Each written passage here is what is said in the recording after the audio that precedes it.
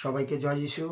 প্রিয় খ্রিস্ট ভাই বোন এবং প্রত্যেকটা সন্তানকে আমার অন্তর থেকে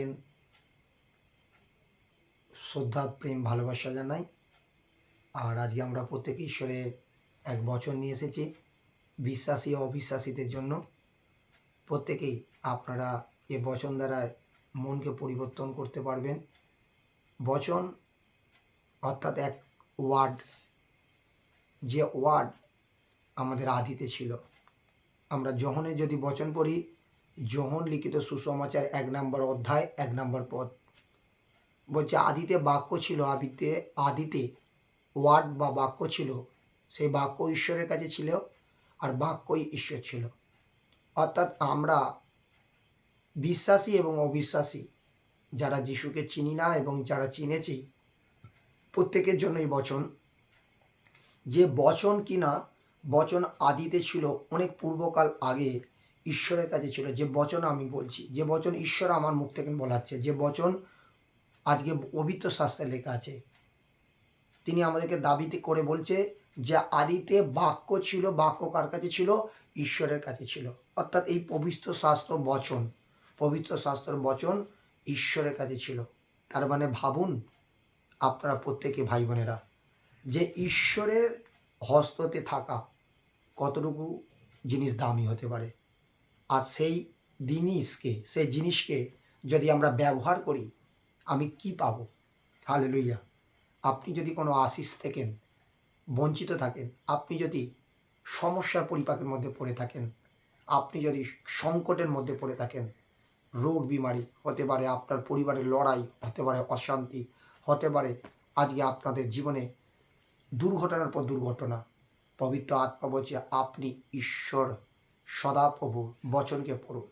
আর বচন পড়তে পড়তে আপনার জীবনে সমস্ত চাঙ্গাই নেমে আসবে। বচন শুনতে শুনতে আপনার জীবনে মনের পরিস্থিতি বদলে যাবে। ইহোবা পরমেশ্বরকে, অর্থাৎ সেই সদাপ্রভু ইহোবা রাজাকে আপনি প্রেম করুন, যে বচনের দ্বারা আমাদেরকে কথা বলে। এক বচনের দ্বারা পরমেশ্বর পিতা তাদের জীবনে চাঙ্গাই করে। তার কাছে বহু অন্ধ ব্যক্তি এসেছিল, অন্ধ ব্যক্তি চোখে দেখিতে পেয়েছে। খঞ্জ ব্যক্তি এসেছিল, তারা চাঙ্গা হয়ে গেছে, তারা সুস্থ হয়েছে ক্ষুধা বাবের কাছে। সেই পবিত্র বচন তাদেরকে পাওয়ার দিয়েছে। আজ প্রিয় খ্রিস্ট বিশ্বাসী, ঈশ্বরের কাছে জন্ম মৃত্যু তাহার কাছে, কিন্তু আজ আমরা যদি ঈশ্বরের বচনকে আমরা পালন করতে পারি, শুনে পালন করতে পারি, আমাদের জীবনে এক শক্তি নেমে আসে। আমাদের বিভিন্ন সেই সংকটের পরিস্থিতি থেকে আমরা উদ্ধার হতে পারি। সেই সময় আমাদেরকে বল আসে, শক্তি আছে, বাঁচার জন্য আমাদেরকে সেই শক্তি রাস্তা দেখে। অর্থাৎ প্রিয় খ্রিস্ট বিশ্বাসী, আপনি যদি বচন যদি শোনেন, ইহোবা পরমেশ্বরের বচন দ্বারা আপনার মন পরিবর্তন হবে, আপনার জীবন লাইফ পরিবর্তন হবে। সেই জন্য হিতোপদেশের এক বচন বলছে, যে আমরা 12 নম্বর অধ্যায় 11 নম্বর পদ, ওখানে বলছে হিতোপদেশ পুস্তকের 12 নম্বর অধ্যায় 11 নম্বর পদ, যে আপন জমি চাষ করে সে যথেষ্ট আহার পায়, কিন্তু যে অসাধ্যের পিছনে পিছনে দৌড়ায় সে বুদ্ধিবিহীন। আজকে কাদেরকে বলছে? বলছে যে আপন, অর্থাৎ নিজের জমিকে চাষ করে সে যথেষ্ট আহার পায়। অর্থাৎ আমরা যদি জানতে পারি সেই প্রভু যিশুই পরমেশ্বর, অর্থাৎ সেই ঈশ্বরের বচনকে আমি শুনছি, আর সেই বচন বলছে বারবার যে তোমরা প্রার্থনা করো, বচন বলছে তুমি বাইবেল পড়ো, বচন বলছে তুমি আজকে উপবাস করো। এই বচন যদি আমরা শুনে, যদি আমরা নিজের জীবনকে পরিচালনা করতে পারি, অর্থাৎ আমার নিজের জমিতে আমি কি করছি? চাষ করছি। অর্থাৎ আমার জমি চাষ করছি আমরা, আর সেই জমিতে কি করব? যথেষ্ট আমাদের আহার আসবে। সেই আহার অর্থাৎ খাদ্য আসবে। খ্রিস্ট বিশ্বাসী, আমরা খাদ্যর জন্য একবার এদিকে যাই, একবার ওদিকে যাই, কিন্তু ঈশ্বরের কথা অনুসারে যদি আপনি চলতে থাকেন, ঈশ্বর যথেষ্ট সময় আপনাকে খাদ্য নিয়ে আসবে। যে খাদ্য আপনাকে খোঁজ করতে হবে না, যে খাদ্য আপনার হাতের সামনে দেবে, আপনার পরিস্থিতিকে বদলে দেবে, আপনার পরিবারে শান্তিকে ফিরিয়ে দেবে। সেই জন্য তিনি বলছেন, কিন্তু যে অসাধ্যের পিছনে পিছনে দৌড়ায় সে বুদ্ধিবিহীন। আপনি জগতে বিভিন্ন নেশাতে দৌড়াচ্ছেন, বিভিন্ন জায়গায় পাপ করছেন, ব্যভিচারী পথে চুরি করছেন, নোংরা পথে চলছেন, অপবিত্রতায় চলছেন, আজকে নেশাভান করছেন, গালিগালা দিচ্ছেন, দুষ্টামি করছেন, পবিত্র আত্মা বলছে অসাধ্যের পিছনে যারা ছোটে তারা বুদ্ধিবিহীন, অর্থাৎ সঠিক সময় তারা ফলকে দেখিতে পাবে। আজ খ্রিস্ট বিশ্বাসী আপনি আমি যে বচনকে পাঠ করি, এই বচন যদি আমরা যত্নপূর্বক পালন করতে পারি, কেননা দ্বিতীয় বিবরণ 28 নম্বর অধ্যায় 1 নম্বর পদ বলছে, যদি আমি যে সকল আজ্ঞা তোমাকে করেছি ওই আজ্ঞাকে তুমি যদি যত্নপূর্বক পালন করো, তাহলে তুমি দেশের সকলের চেয়ে তুমি তোমার কি করবে, উন্নত হবে।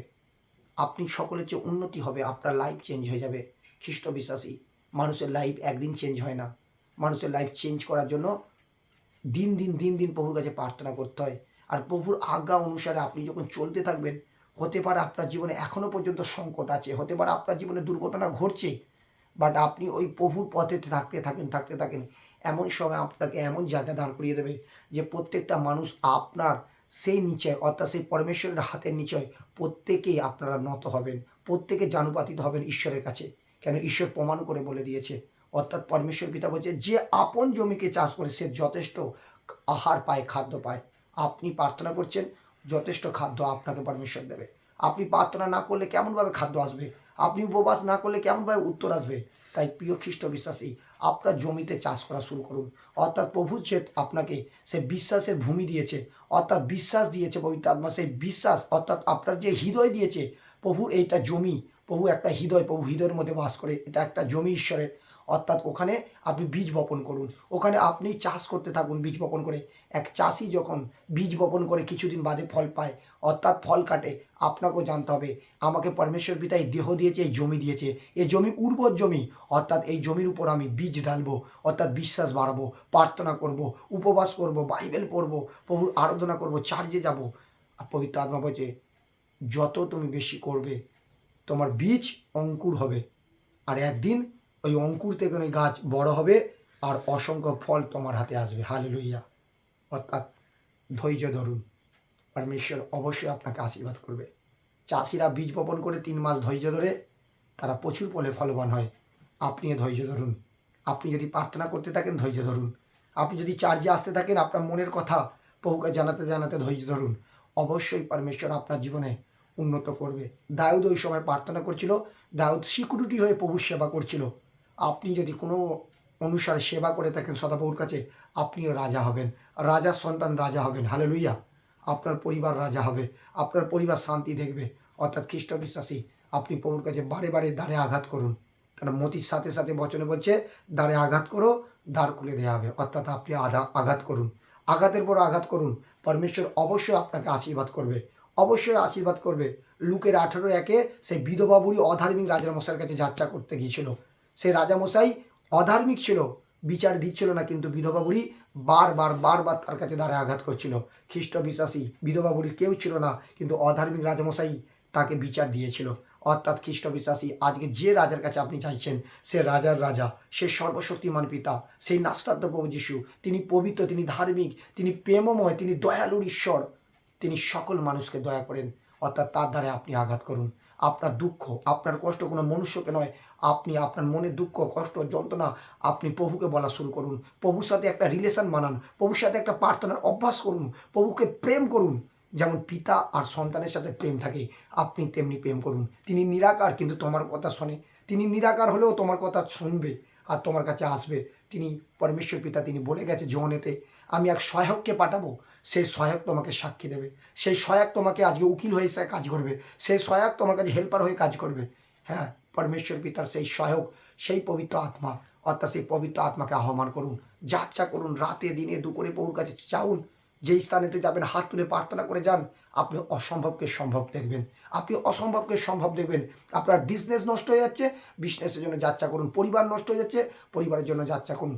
অবশ্যই পরমেশ্বর পিতা আপনার ঘরেতে চমৎকার করবে, অবশ্যই পরমেশ্বর পিতা আপনার চোখের দিকে তাকাবে, অবশ্যই পরমেশ্বর পিতা আপনার জীবনকে চমৎকার করবে। হালেলুইয়া। আপনি যদি খ্রিস্ট বিশ্বাসী হয়ে থাকেন, প্রার্থনা করতে থাকুন আর পরমেশ্বরের আশিসকে দেখতে থাকবেন।